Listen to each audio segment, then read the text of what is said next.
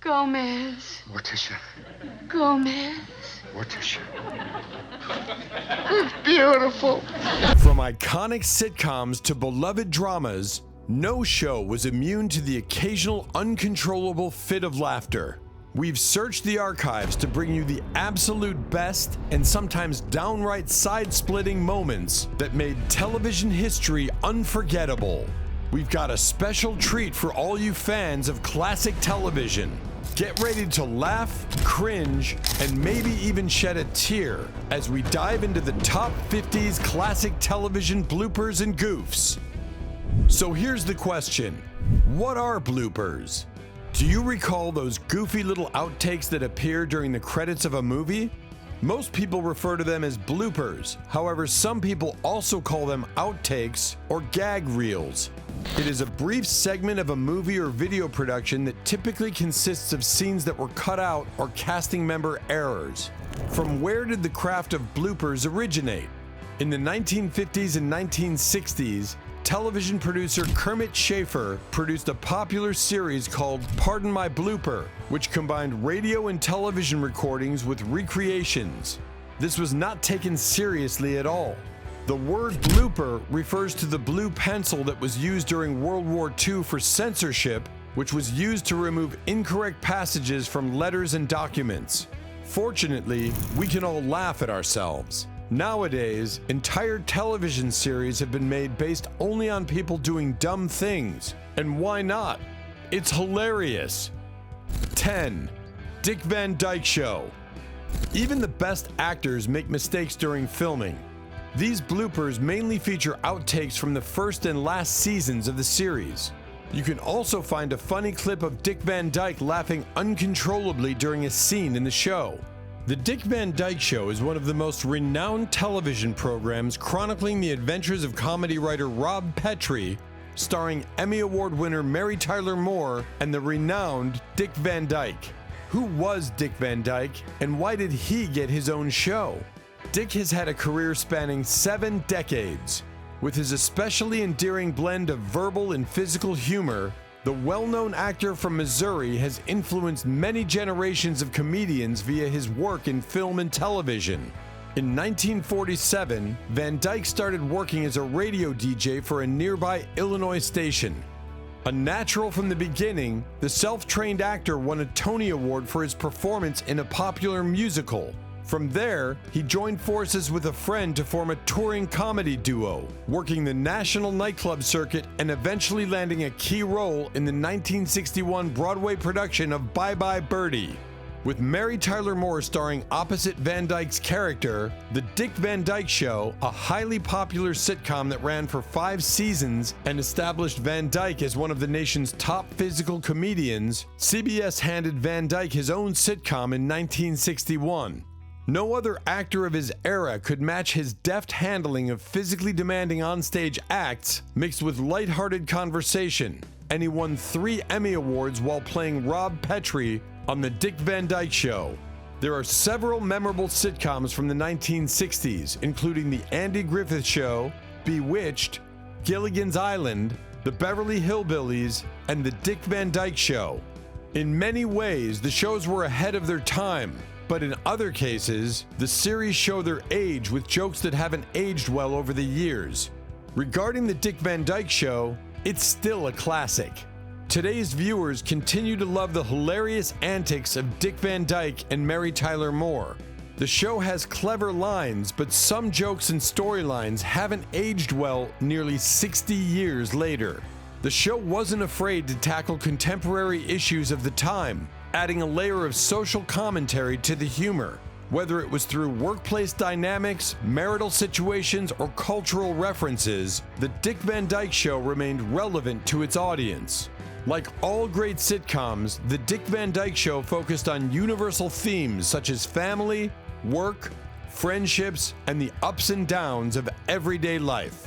The relatability of these themes contributed to the show's enduring popularity. 9. Danny Thomas Show. American sitcom The Danny Thomas Show aired on ABC from 1953 to 1957 and on CBS from 1957 to 1964. During its run, the program, which starred Danny Thomas as a popular nightclub performer and concentrated on his connection with his family, saw a number of notable cast and character changes. Thomas's music was frequently featured in episodes, along with guest stars and occasionally other cast members as part of the storyline. In 1953, Danny Thomas got his own show after agent Abe Lastfogel persuaded the new network ABC by taking Danny Thomas on as a condition for obtaining the highly sought-after Ray Bolger. Knowing that Thomas had given poorly received television performances in the past, ABC insisted on a sitcom. It was during a long brainstorming session with writer Mel Shavelson and producer Lou Edelman that Thomas accidentally came up with the autobiographical idea that would become Make Room for Daddy. Thomas, growing irritated, begged to just have a series so he could spend some time with his family while the three of them labored needlessly into the night. The outcome was a play called Make Room for Daddy, named after Thomas's real-life wife, Rose Marie, who let their kids sleep with her during Danny's many tours. The piece was centered around the absentee father problems of a traveling singer-comic named Danny Williams. The kids would have to leave the master bed and empty dresser drawers when her husband got back in order to, in effect, make room for Daddy. A mix of variety show and domestic humor, the program featured Thomas's storytelling and singing abilities. It rose to prominence as one of the most popular comedies on television, taking home multiple honors, including Best New Show for the 1952-53 season. The show saw several changes despite its popularity, chief among them being the departure of Jean Hagen, who played Thomas's wife, to focus on her acting career in theater and film. Danny played a widower during the 4th season, and several guest stars made cameos as prospective wives. Danny asked guest star Marjorie Lord to marry him in the 1956 season finale. Angela Cartwright, the child star, and Lord became part of the Williams family for the remaining 7 years of the show. The show debuted on a new network, CBS, at the beginning of the 1957 television season after ABC president Robert Kintner, an ally of Hagen's, lost interest in the series.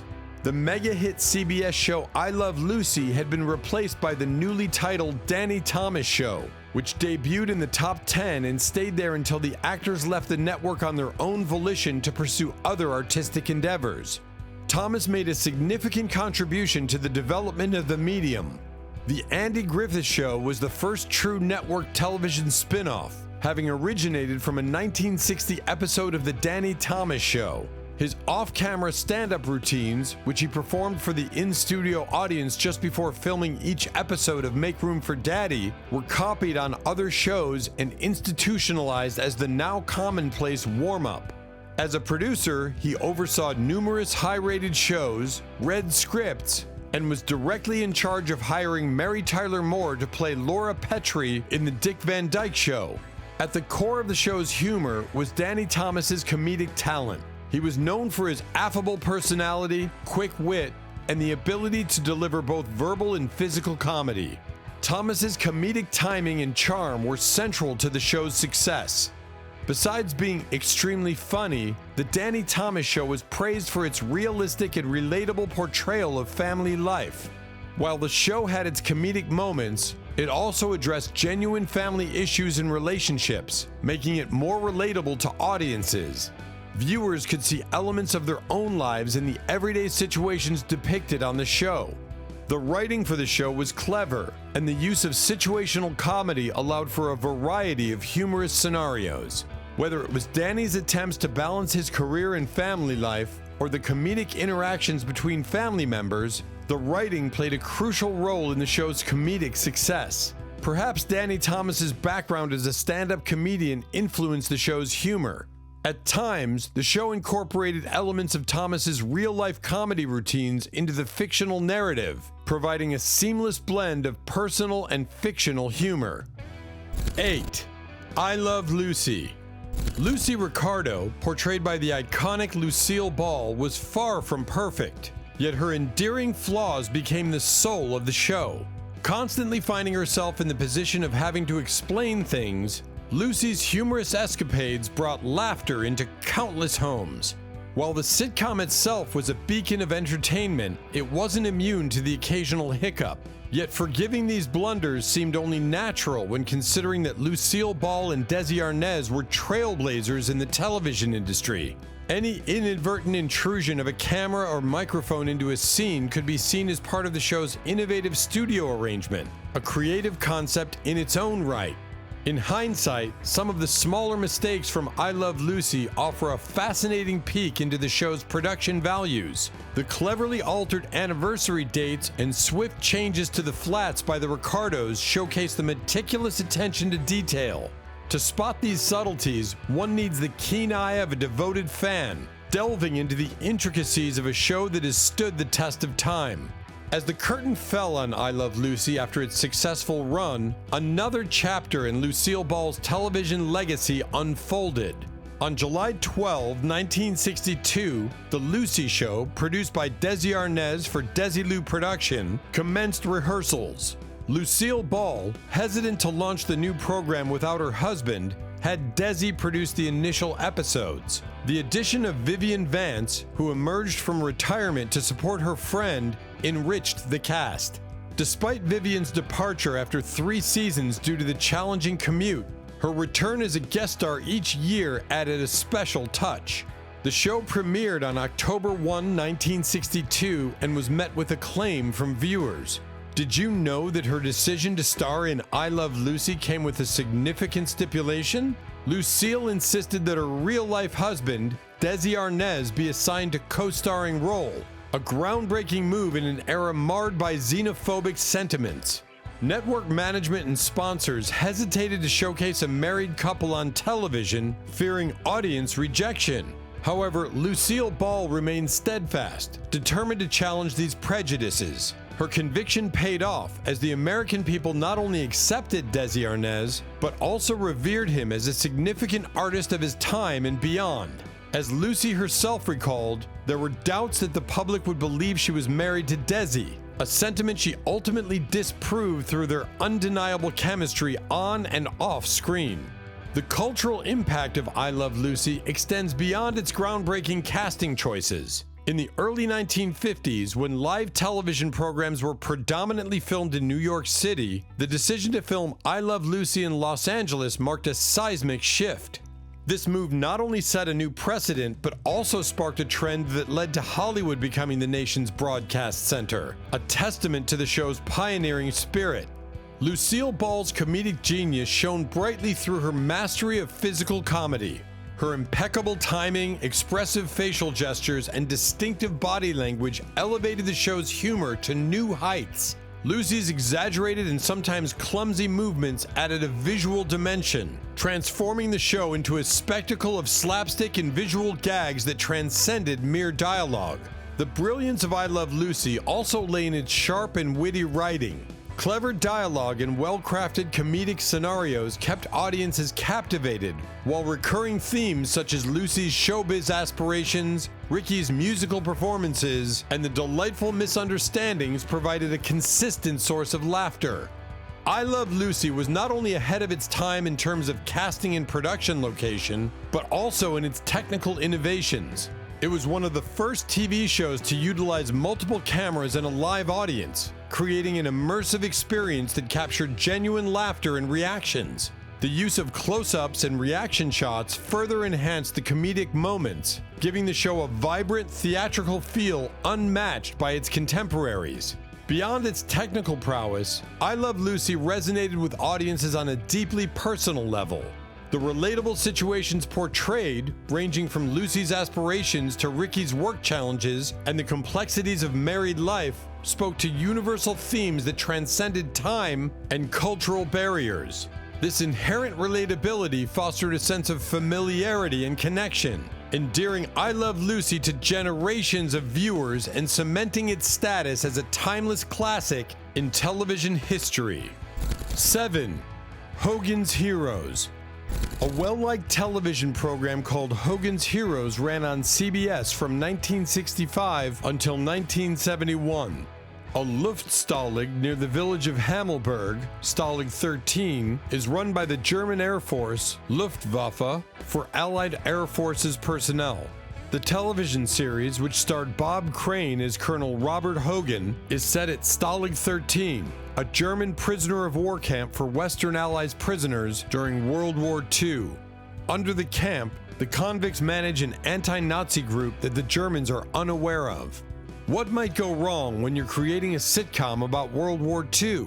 To begin with, climbers may fall from ropes, motorcyclists may topple prop lampposts, and cigarette lighters may not ignite a fire. All of this takes place in an old-school Hogan's Heroes blooper reel that CBS released in the 1960s, complete with the typical array of misplaced lines and uncooperative props. The show features out-of-place props, continuity errors, and historical inaccuracies found in the classic sitcom Hogan's Heroes. Depending on who you ask, Hogan's Heroes was either a situation comedy at the forefront of the time or a reflection of how insensitive American television viewers had grown in the 1960s to human misery. To be honest, it surprises us that Werner Klemperer's monocle never falls out of his eye. That is impressive right now.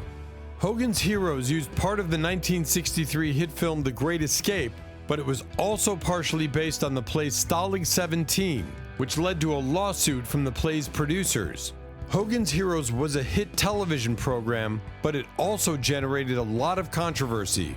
When the show debuted in 1965, organized opposition to U.S. involvement in Vietnam was growing more pronounced. The fact that corporate America was raking in enormous sums of money and that the silent majority was lounging back once a week to enjoy the lighthearted hijinks while a fun-loving group of POWs fooled their stupid but endearing Nazi tormentors did not help matters much. The legal team for the program retorted that its primary goal was to provide laughs. As an example, in one episode they smuggled a full German army tank into camp. In another, Hogan persuaded Klink and Burkhalter that the war was over. In other words, the action on the show was incredibly implausible. They also brought up the fact that Clary had spent the majority of his formative years in a concentration camp and believed that making fun of the Nazis was a perfectly acceptable response. However, the show's critics gave little weight to those defenses, and Hogan's Heroes was frequently criticized during its run. 6. Bonanza. The show follows the weekly adventures of the Cartwright family, led by patriarch Ben Cartwright, who has 3 wives. His 3 kids, each by a different lady, were, first, the warm and lovable giant Eric Haas; second, the hot-headed and impetuous Joseph, sometimes known as Little Joe; and third, the handsome architect Adam, who designed the ranch house. Through explanation and flashbacks, each wife was assigned a distinct ethnicity. Hop Singh, a Chinese immigrant, was the household cook. With the exception of Bonanza, a program that was much ahead of its time, not many television programs attempted to be progressive in any way prior to the 21st century. That's correct. During the height of the civil rights movement and the 1960s in general, when progressive social and societal concepts were being pushed to the forefront of people's minds, this cherished Western TV series aired from 1959 until 1973. A lot of shows at the time mirrored this challenge in perspective, although not many enjoyed Bonanza. Even though it was a Western with the usual entertaining cowboy antics, this show also placed a strong emphasis on investigating morality, considering the welfare of others, and, in certain cases, tackling prejudice.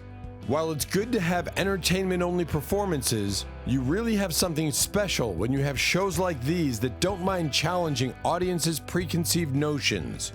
Although it's probably not too well known to younger viewers now, Bonanza is one of the most significant and influential television shows ever. Set in the 1860s, this one-hour show, along with commercials, follows the Cartwrights, a prosperous family in Virginia City, Nevada, as they traverse life's many paths. It's beautifully presented in color as well. The showrunners and directors had a ton of creative freedom and a ton of ideological shifts in the world to reflect its 14-year run, which made it one of the longest-running programs in history at the time. A large ensemble of actors, including Lorne Greene, Michael Landon, Dan Blocker, and Pernell Roberts, starred in Bonanza. Bonanza wasn't just funny, it was also moving. Bonanza addressed racism in several of its episodes. The greatest of them all has to be Enter Thomas Bowers, which debuted in 1964 and centers on African-American opera singer Thomas Bowers, who encounters bigotry while traveling to Virginia City. When the sheriff learns that a slave in the area is wanted for murder, he is denied food and housing and is even pursued for arrest. When the family's friendliest and funniest member, Hoss Cartwright, learns about this, he tries to help Bowers evade the law, but the two wind up going to jail together. Fortunately, after Bowers is shown to be innocent, they are both freed, and the story concludes with Bowers performing opera to the delight of his audience. 5. Bewitched. Bewitched was everything. So much so that they had to make a remake of it with Nicole Kidman. On ABC, this wonderful comedy ran for nearly 8 years. With 252 episodes produced, it aired from September 1964 to July 1972. The first wave of fantasy television arrived on our TV screens in the mid-1960s, complete with eerie families, belly-bearing genies, wish-granting, and twitchy witches. Every week, viewers of Bewitched witness the reluctance of a grumpy husband to come to terms with his magical wife and all of her eccentricities. Even though Samantha Stevens' family members occasionally visited and added to the mayhem, Darren and Samantha did not always agree with her witchy ways, but each wacky episode had a lot of love. The main characters of Bewitched are advertising executive Darren Stevens and his stunning wife Samantha. In Westport, Connecticut, at 1164 Morning Glory Circle, they reside. Darren is employed by McCann and Tate in Manhattan. The majority of the episodes center on him trying to hide the fact that his wife is a witch and all of her abilities. And Dora, Darren's mother-in-law, is upset that her daughter married a mortal and, in her wrath, performs naive curses on Darren that result in humorous escapades. The fun factor was further increased by incessant appearances of Samantha's witch relatives. Many episodes featured clever and humorous situations arising from Samantha's magical mishaps or misunderstandings. Darren often found himself in awkward or perplexing situations due to Samantha's magical interventions, leading to comedic outcomes. Like many sitcoms of the time, Bewitched also incorporated social commentary and satire. The show touched on themes such as gender roles, societal expectations, and the challenges of fitting into conformist suburban lifestyle. These elements added depth to the humor and resonated with the audience. The dialogue in Bewitched was often clever and filled with wordplay. The writers incorporated witty banter and humorous exchanges between characters, contributing to the overall comedic tone of the show. Bewitched was hilarious due to its combination of supernatural elements, well-developed characters, situational comedy, and clever writing. The show's enduring popularity can be attributed to its ability to balance fantasy with relatable domestic situations, creating a lighthearted and entertaining viewing experience. 4. The Munsters. Because sitcoms were so popular on American television in the 1950s and 1960s, writers had to think outside the box while coming up with new ideas. This is how sitcoms with female leads who had magical abilities came to be, along with shows that challenged the idea of the perfect nuclear family. Other TV shows from the era that leaned towards satire included The Munsters, a sitcom about a cute family of Universal monster parodies that ran on CBS for 2 seasons between 1964 and 1966. The history of the Munsters broadcasts is fascinating. The first television show debuted on September 24, 1964 and aired for 38 episodes. On September 16, 1965, the 32-episode second season premiered. After being aired in black and white for the entire run, the series was swiftly picked up for syndication, where it was repeated on regional and national networks. There were other attempts to reboot or relaunch the series after it concluded. Munster Go Home was the first motion picture in 1966. The Mini Munsters, an animated made-for-TV film released in 1973, was likewise based on the brand. The Munsters' Revenge, a movie that debuted in 1981, starred robot adaptations of the original cast members. However, none of these resulted in a return of the show. It should be mentioned that Al Lewis's portrayal as Grandpa Munster became a breakthrough role. Lewis would frequently play the part on various television programs. However, he would only go by Grandpa to avoid violating the Munsters trademark. He was well known for hosting Super Scary Saturday on the TBS Superstation, where new and vintage horror films were screened. For many American kids, this show would be their first encounter with Godzilla. The Munsters cleverly parodied classic horror tropes and cliches. The show poked fun at the horror genre by turning traditional monsters into a loving and humorous family, subverting expectations and adding a layer of satire to the comedy.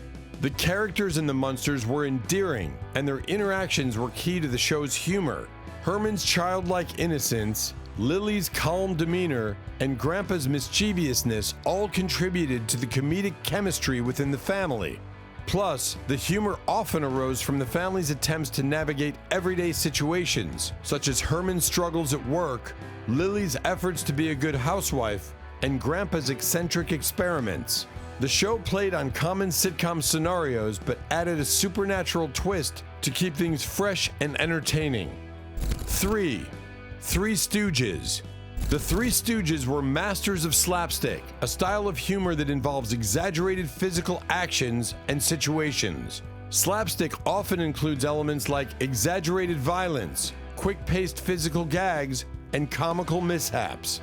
The Stooges' routines often featured eye pokes, face slaps, and other physical antics. The early to mid-20th century American vaudeville and comedy group The Three Stooges are best remembered for their numerous short subject films. Physical humor and extreme slapstick were their trademarks. Throughout their cinematic career, the Stooges went by their first names, posing as Moe, Larry, and Curly, and Moe, Larry, and Shemp, among other configurations. Shemp, Larry, and Moe made up Ted Healy and his Stooges when they first began. The initial members of the Three Stooges film trio were Moe Howard, Larry Fine, and Curly Howard, Moe's brother. After Curly suffered a crippling stroke in May 1946, Shemp Howard took over for him. Healy, the main comic, would try to sing or tell jokes during the performance, but his rowdy sidekicks would constantly interrupt him. In response, Healy would poke fun at his Stooges both physically and verbally. Later that year, comedian and musician Larry Fine joined brothers Moe and Shemp, and Fred Sanborn also joined. The Stooges had impeccable timing and precision in their performances. Their comedy routines were well rehearsed and required a high level of coordination, contributing to the effectiveness of their humor. The precision in their physical comedy added an extra layer of entertainment. The Three Stooges were known for repeating certain gags and catchphrases in their sketches. This repetition created a sense of familiarity and allowed audiences to anticipate certain comedic elements. The repetition of gags became a trademark of their comedy style. The chemistry between Moe, Larry, and Curly or other Stooges in different combinations was crucial to their success. Each Stooge had a distinct personality. Moe was the stern leader, Larry was the dim-witted follower, and Curly was the energetic and childlike character. The interplay between these characters created a dynamic that audiences found amusing. Behind the scenes, the Stooges faced the inherent risks of their slapstick routines, which included mistimed slaps, unexpected reactions, and props that didn't always cooperate. These moments of on-set unpredictability likely contributed to the overall charm of the Three Stooges, highlighting their ability to adapt to unforeseen circumstances and turn them into opportunities for additional laughs. 2. F Troop. You all remember the transition between black and white shows to colored ones? Well, we do. And we remember F Troop being one of the funniest series at that time. In the 1860s, American troops and American Indians are shown in the satirical Western sitcom F Troop, which aired on American television. ABC ran the show for 2 seasons in the beginning. It made its American premiere on September 14, 1965, and ran for a total of 65 episodes before ending on April 6, 1967. The first 34-episode season aired in black and white, but the second season was shown in color. Character-based humor, verbal and visual puns, slapstick, physical comedy, and burlesque comedy were all strongly used in the series. The show frequently parodied historical figures and events for comedic effect, playing fast and loose with history. Some references to 1960s culture were made inadvertently, such as the Playbrave Club, a play on the Playboy Club, and two rock and roll bands, one of which plays songs from the decade. Sergeant O'Rourke and Corporal Randolph Agarn, two of Captain Parmenter's devious but charming non-commissioned officers, are largely responsible for the humor in the series. Together with the Hikawis, a local Indian tribe commanded by Frank Ducova's character Chief Wild Eagle, they are secretly operating under the name O'Rourke Enterprises and are alternating between trying to grow and hide their illegal enterprises. Rations and pay for 30 men were once drawn at Fort Courage, even though only 17 of them could be found. It seems that this was done to assist with funding O'Rourke's Enterprises operations. While O'Rourke and Agarn fully exploit Captain Parmenter's gullible innocence, they also adore and zealously guard him. Woe be to those who would do him harm. Parmenter finds it difficult to use his influence outside of the ranks as well. Although he is seen to be a little more friendly toward her in the second season, he attempts to elude his love, shopkeeper postmistress Jane Angelica Thrift, sometimes known as Wrangler Jane in the community. F Troop embraced physical comedy and slapstick humor. The characters found themselves in absurd and humorous situations, often involving misunderstandings, mistaken identities, and pratfalls. The use of physical comedy added a visual element to the humor, appealing to a wide audience. Also, the show featured clever writing and wordplay, with witty dialogue and humorous situations. The characters often engaged in clever banter and verbal exchanges that contributed to the comedic tone of the series. The wordplay added a layer of sophistication to the humor. While primarily a comedy, F Troop occasionally included social and political commentary, addressing issues such as stereotypes and cultural misunderstandings. In time, the show used humor to shed light on these topics in a way that was both entertaining and thought-provoking. 1. The Addams Family. Ah yes, the beloved family, the Addams Family. They're the most charming characters of all time if you ask us. Cartoonist Charles Addams has never given names to the characters in his one-panel cartoons before the television show. It wasn't until the 1964 series was approved that Addams and the producers came up with the names for the Odd Family. In the same week as the Addams Family debut, The Munsters, another black and white family sitcom with a macabre theme, also debuted. Both programs made a conscious effort to avoid having guest stars who had previously featured on the rival series in order to differentiate themselves from one another. In interviews, Astin stressed the basic differences between the two shows, claiming that the Addams Family appeared normal but was incredibly crazy, whereas the Munsters were physically grotesque but otherwise quite ordinary. In spite of these attempts to set themselves apart, viewers frequently thought the two presentations were nearly identical. The family members each had unique and eccentric personalities, creating humorous dynamics through their interactions. Gomez and Morticia Addams in particular had a passionate and romantic relationship that played out in a quirky and unconventional manner.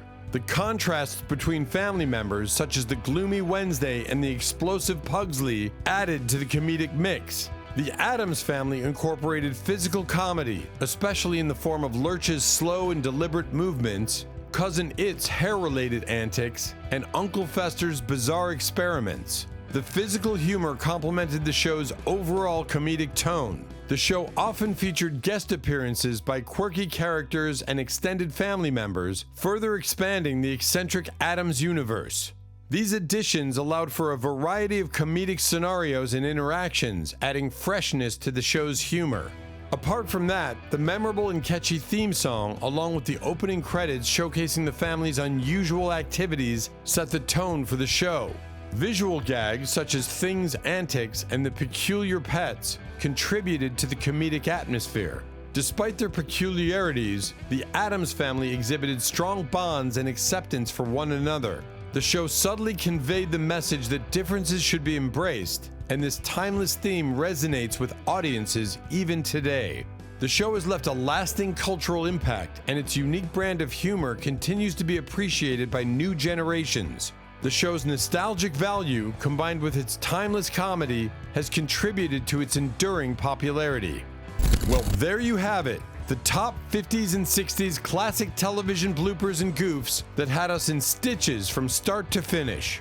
If you enjoyed this trip down memory lane and couldn't stop laughing along with us, make sure to give this video a big thumbs up. And if you haven't already, hit that subscribe button and ring the notification bell. Tell us in the comments which blooper had you in tears or which classic show you'd love to see featured in our next video.